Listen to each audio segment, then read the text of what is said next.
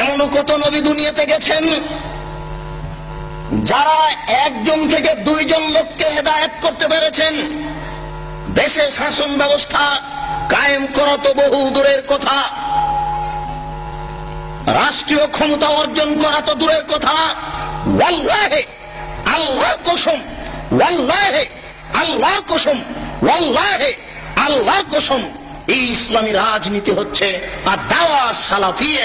অতীতের সাহাবী তাবেঈ যে দাওয়াত দিয়েছেন, মানুষকে শিরক থেকে ও বিদআত থেকে বাঁচতে বলেছেন, এটাই হচ্ছে রাজনীতি।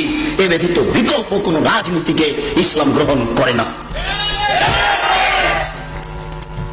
যে রাজনীতিতে মানুষের মানবতা থাকে না, যে রাজনীতিতে মানুষ একজন অপরজনকে হায়ানা পশুর মতো দেখে, পেলেই কখন ছিঁড়ে খাবে, কখন তাকে হত্যা করবে, মারবে, এরকম নোংরা রাজনীতি, এরকম বর্বর রাজনীতিকে ইসলাম গ্রহণ করে না।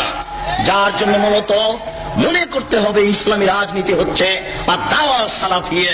অতীতের সাহাবী তাবেঈ তাবে তাবেঈ যেভাবে মানুষকে শিরক ও বিদআত থেকে বাঁচতে বলেছেন, সৎ পথে আমল করার জন্য আদেশ করেছেন, বর্তমান আলেম ওলামাদের জন্য এটাই উচিত হবে, কর্তব্য হবে দাওয়া সালাফেরই দাওয়াত দেওয়া, যাতে করে মানুষ আল্লাহকে চিনতে পারে, আল্লাহকে বুঝতে পারে।